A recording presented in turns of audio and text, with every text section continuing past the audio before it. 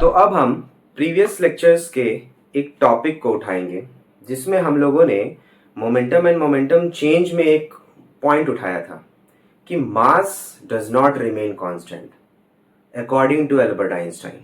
Einstein ने Newton से झगड़ा कर लिया, मानते हैं कि उन्होंने कहा कि भाई न्यूटन आप अपने न्यूटन्स लॉ में मास को हर जगह कांस्टेंट मानते हुए चल रहे हो, लेकिन एक कंडीशन है, उस कंडीशन को आप बता भी नहीं रहे हो, तो हम मास को क्यों कांस्टेंट माने। तो इस दोनों में क्या रिलेशन था?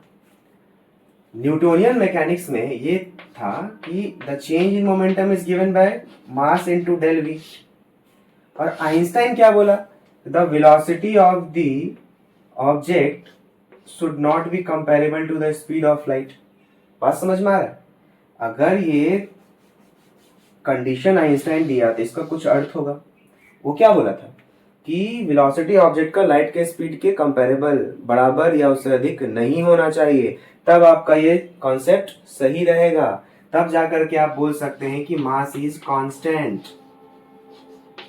तो न्यूटन बोला भैया समझाइए कि मास कांस्टेंट कैसे आप दिखा सकते हैं कि ये भी बदला जा सकता है, हमारा जो कांस्टेंट मास है इसको भी आप बदल सकते हैं क्या? तो आइंस्टाइन बोला yes I have a relation m equal to M not root under 1 minus V by C का होल स्क्वायर। उसने एक रिलेशन दिया दिस, बोला according to this relation mass constant नहीं है, mass changes, it depends upon the velocity of the object with which it is moving। Light का speed हम लोगों को मालूम है 3 लाख मीटर पर सेकेंड, यानी कि 3 इंटू 10⁸ मीटर पर सेकेंड। और अभी तक हम ह्यूमन सिविलाइजेशन साइंटिफिक वर्ल्ड में अभी तक इतना स्पीड एक्वायर नहीं कर पाए हैं, क्योंकि आइंस्टाइन का थ्योरी ऑफ रिलेटिविटी अगर आप उठा के पढ़ोगे तो उसमें आइंस्टाइन साफ बोल चुका है कि लाइट के स्पीड के इक्विवेलेंट या उससे ज़्यादा कोई भी ऑब्जेक्ट एक्वायर नहीं कर सकता है। अगर एक्वायर कर ले तो प्रैक्टिकली तो पॉसिबल नहीं है, मैथमेटिकली चेक करके तो देख ही सकते हैं कि अगर एक्वायर कर ले तो क्या आउटकम हो सकता है। तो उन सारे आउटकम्स में से 3 चीज निकल के आया था। एक आया था कि मास चेंजेस, यानी कि मास कांस्टेंट नहीं रह सकता। दूसरा आया था लेंथ कंट्रैक्शन, लेंथ भी चेंज कर गया।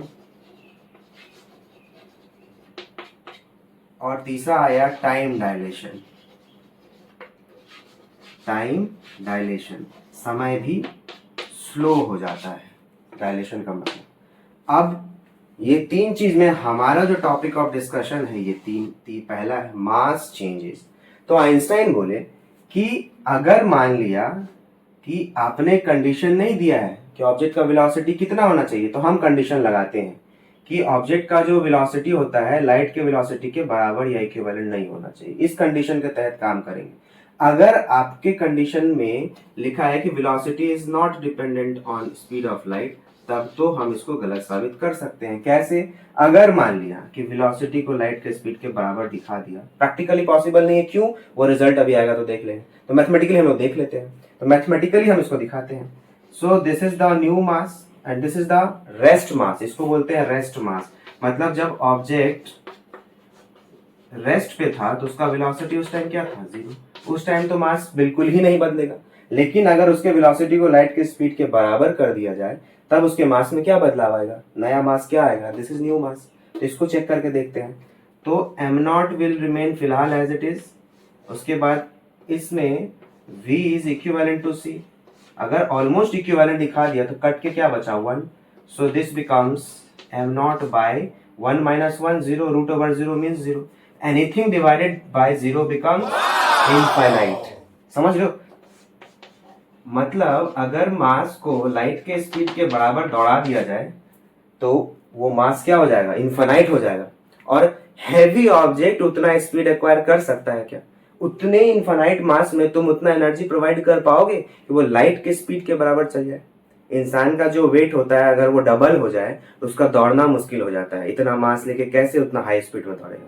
तो क्या करता है, कोई भी रनर को देखो, बहुत हैवी भयानक टाइप से मोटा और भयानक दौड़ रहा है, उसेन बोल्ट की तरह नहीं, उसेन बोल्ट की तरह दौड़ने के लिए उसेन बोल्ट बनना पड़ेगा, मतलब अपने मास को घटाना ही पड़ेगा, क्योंकि तुम्हारे पास उतना एनर्जी नहीं है कि उतने हैवी मास को लेकर के तुम दौड़ पाओ लाइट के स्पीड से, समझ रहे हो ना।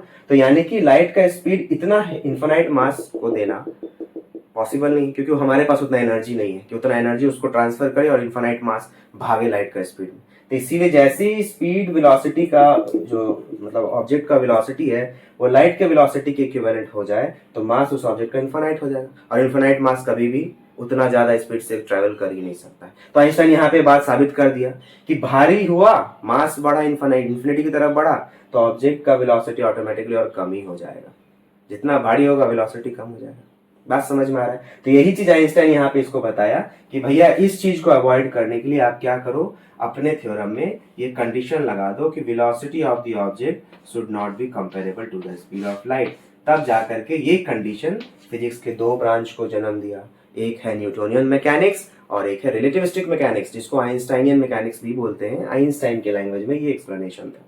बात समझ में आ रहा है। तो मास इस तरीके से बदल गया, ठीक है। चलिए, तो इसका थोड़ा सा ग्राफिकल चेंज भी हम लोग देख लेते हैं, जो प्रीवियस लेक्चर में हमारा रह गया है वो इसमें हम लोग देख लेते हैं। तो आप समझ में आ गया कि mass does not remain constant.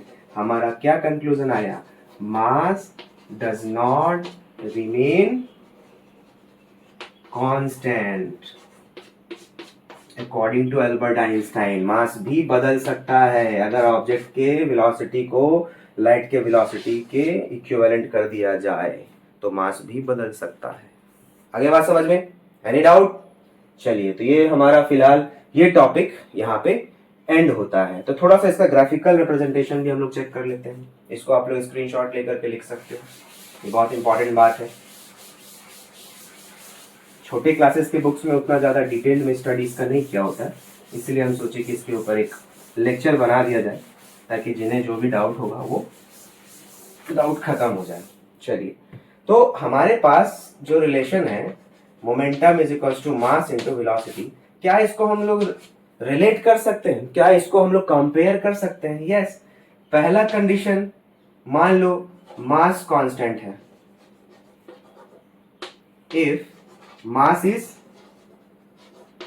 Constant, तो उस केस में मोमेंटम और वेलोसिटी का ही रिलेशन बन सकता है। चलो बना के देखता है। मोमेंटम का मान लो ये इस वाई एक्सिस में है और एक्स एक्सिस में हमारा क्या होगा, वेलोसिटी का केस। तो अगर मास को ही कांस्टेंट रख दिया जाए, जैसा कि हम लोगों ने सीखा कि अगर ऑब्जेक्ट का वेलोसिटी लाइट के स्पीड के कंपेरेबल ना हो, यानी कि इसका वेलोसिटी जो है लाइट के स्पीड से बहुत ज्यादा छोटा होना चाहिए, तब न्यूटोनियन मैकेनिक्स इसमें वेरीफाई होगा, वैलिड होगा। तो यहाँ पे मास को कांस्टेंट रख दिया इस केस में, तो जैसे ही मास कांस्टेंट हुआ तो मोमेंटम और वेलोसिटी का क्या रिलेशन आएगा, जस्ट स्ट्रेट लाइन। मतलब जितना ज्यादा वेलोसिटी बढ़ेगा मोमेंटम क्या होगा, उतना ही ज्यादा बढ़ेगा। हम लोग कंडीशन पिछले वीडियो में देख चुके हैं कि मास और वेलोसिटी पर मोमेंटम चेंज कैसे डिपेंड करता है। तो मास को हटा दो तो वेलोसिटी जितना ज्यादा होगा ऑब्जेक्ट में मोमेंटम उतना ज्यादा होती है, लीनियर रिलेशन आया। फिर दूसरा केस आता है कि अगर हमारा वेलोसिटी को कांस्टेंट कर दिया जाए, इफ वेलोसिटी इज कांस्टेंट, तब हमारे पास रिलेशन क्या बन सकता है, मोमेंटम और मास का। तो मास को बढ़ाओ, अगर मास बढ़ेगा तो मास का वेलोसिटी इंक्रीज हो ना हो, लेकिन उसका मोमेंटम क्या हो जाएगा, बढ़ने लगेगा, क्योंकि momentum is also dependent on mass of the object. तो वो भी एक लीनियर रिलेशन डेवलप होगा। तो ये लीनियर रिलेशन किस चीज का रिजल्ट देता है, अगर ये दो रिलेशन है तो जो कांस्टेंट होगा ये स्लोप उसका रिजल्ट देता है, मास के बारे में बताएगा। तो यहाँ पे हमारा p और m लिए, तो हमारे पास ये वेलोसिटी कांस्टेंट है, ये वेलोसिटी के बारे में ये स्लोप आंसर बता रहा है, ठीक है। तो ये तो हमारा हो गया दो कंडीशन। दो कंडीशन के बाद हमारा जो तीसरा है, जो सबसे इंपॉर्टेंट है, वो हमारा है मास कांस्टेंट ले लिया, वेलोसिटी कांस्टेंट ले लिया, लेकिन जब तीसरे वाले को कांस्टेंट ले लिया जाए, तीसरा वाला हमारा क्या है, मोमेंटम को जब कांस्टेंट ले लेंगे, तब when p is taken constant, तब हमारा रिलेशन किसके बीच में आ सकता है, मास और वेलोसिटी के बीच। अब मास और वेलोसिटी में क्या रिलेशन आ सकता है भैया, बड़ा इंटरेस्टिंग है। मोमेंटम शुड रिमेन कांस्टेंट, तो मास और वेलोसिटी के बीच का जो रिलेशन आएगा वो हम लोग देखेंगे कि मोमेंटम कांस्टेंट है, यानी कि जब यहाँ पे कर दो वेलोसिटी, ये ग्राफ बनाना आसान हो जाएगा, इसको कर दो मास, ठीक है। अब मान लो कि ऑब्जेक्ट का मास ऑलमोस्ट नेग्लिजिबल था, पूरा जीरो नहीं था, यहाँ पे जीरो होता है ना, पूरा जीरो नहीं है, तो उस टाइम वेलोसिटी क्या था, बहुत ज्यादा, क्योंकि मास जितना कम वेलोसिटी उतना ज्यादा। हम लोग रिलेशन में देख चुके हैं मोमेंटम का केस स्टडी में। अब जैसे जैसे मास बढ़ेगा वेलोसिटी घटेगा, और घटते घटते इस तरह का ग्राफ बना देगा, मतलब मास इंक्रीज कर रहा, वेलोसिटी घटना शुरू हो गया। लेकिन एक समय ऐसा आएगा जब मास इनफाइनाइट हो जाएगा तो वेलोसिटी क्या हो जाएगा, स्टीप कर जाएगा, बढ़ना ही खत्म हो जाएगा। तो आइंस्टाइन का रिलेशन अभी हम लोग देख चुके हैं ना, कि जब मास इनफाइनाइटली इंक्रीज कर जाए तो वेलोसिटी ऑलमोस्ट क्या हो जाएगा, जीरो। ये इससे रिलेशन बहुत तगड़ा आया। इक्वल टू जीरो नहीं है, इक्विवेलेंट टू जीरो है। इक्वल टू जीरो और इक्विवेलेंट में बहुत फर्क होता है, कुछ ना कुछ तो रहेगा, लेकिन वेलोसिटी ऑलमोस्ट जीरो हो जाएगा, मतलब ना के बराबर, जिसको हम लोग नेग्लेक्ट कर सकते हैं। तो मास इनफाइनाइट होने की तरफ अगर बढ़ा तो वेलोसिटी भी धीरे धीरे क्या हो रहा है, जीरो पॉइंट पे जाके खत्म होने को है। तो ये था हमारा इस स्पेशल टॉपिक का स्पेशल वीडियो, जिसमें हम लोगों ने देखा कि मास कांस्टेंट नहीं रहता है अगर ऑब्जेक्ट के वेलोसिटी को लाइट के वेलोसिटी या स्पीड के इक्विवेलेंट कर दिया जाए तो आइंस्टाइन और न्यूटन का लड़ाई यहाँ पे खत्म होता है, और दोनों का अपना एक अलग ब्रांच बना कि जब तक बच्चे 12th क्लास तक पढ़ेंगे न्यूटोनियन मैकेनिक्स को पढ़ाइए, क्योंकि उस समय लाइट के स्पीड और लाइट के प्रॉपर्टीज के बारे में बहुत ज़्यादा बच्चा जानता नहीं। जब वो हायर स्टडीज में जाएगा, अगर आप फिजिक्स लेके बीएससी करते हो, बीटेक करते हो इंजीनियरिंग में, तब उसमें आप पढ़ोगे इसके स्पेशल एडवांस्ड एडिशंस, आइंस्टाइन की थ्योरी ऑफ रिलेटिविटी, तब वहाँ पे कंडीशन आ जाएगा कि लाइट का स्पीड को आपको किस कंटेक्स्ट में मेजर करना है, किस कंटेक्स्ट में समझना है। अगर स्पीड ऑब्जेक्ट का जो है लाइट के स्पीड के कंपैरेटिवली कम है तब न्यूटोनियन मैकेनिक्स लगा दो। अगर ऑब्जेक्ट का स्पीड लाइट के स्पीड का कंपेरेबल हो गया, ऑलमोस्ट इक्वल, तब न्यूटोनियन मैकेनिक्स की जगह आइंस्टाइनियन या रिलेटिविस्टिक मैकेनिक्स आ जाएगा, जहां पे हम लोगों ने देखा कि मास भी चेंज होता है। फिर और भी चीज पढ़ोगे, लेंथ कंट्रैक्शन, टाइम डायलेशन, समय स्लो हो जाता है। तो अकॉर्डिंग टू दिस थ्योरी ये भी कहना सही है कि हम अपने पास्ट को तो देख सकते हैं लेकिन अपने फ्यूचर को नहीं देख सकते हैं। लेकिन अभी भी साइंटिफिक वर्ल्ड समय आगे देखने के लिए, फ्यूचर देखने के लिए पूरा परेशान है, लगा हुआ है। देखते हैं आगे क्या होता है। साइंस है, कुछ ना कुछ रिवोल्यूशन होता ही रहता है, तो इसमें क्या रिवोल्यूशन हो सकता है। फिलहाल तो ये रिवोल्यूशनरी आइडिया था जो हम लोग देख लिए कि मास कांस्टेंट किसी किसी केस में नहीं रहता है अगर वो कंडीशन को सेटिस्फाई किया जाए तो। बात आ गया समझ में। चलिए इस वीडियो को यहीं एंड करते हैं, इसके बाद हम लोग सेकेंड लॉ पे आएंगे। सारा कुछ मोमेंटम के बारे में हम लोगों ने समझ लिया, सेकेंड लॉ समझेंगे, फिर उसके बाद law of conservation of momentum समझेंगे। बड़ा चैप्टर है, बहुत इंटरेस्टिंग भी है। ध्यान से पेशेंटली अगर देखेंगे एक एक चीज को, स्किप करके देखने का मतलब है कि आप कंसेप्ट को मिस कर रहे हैं। इसीलिए आप ध्यान से देखें और अच्छे से कंसेप्ट को समझें। ठीक है, चलो, थैंक यू वेरी मच, जय हिंद।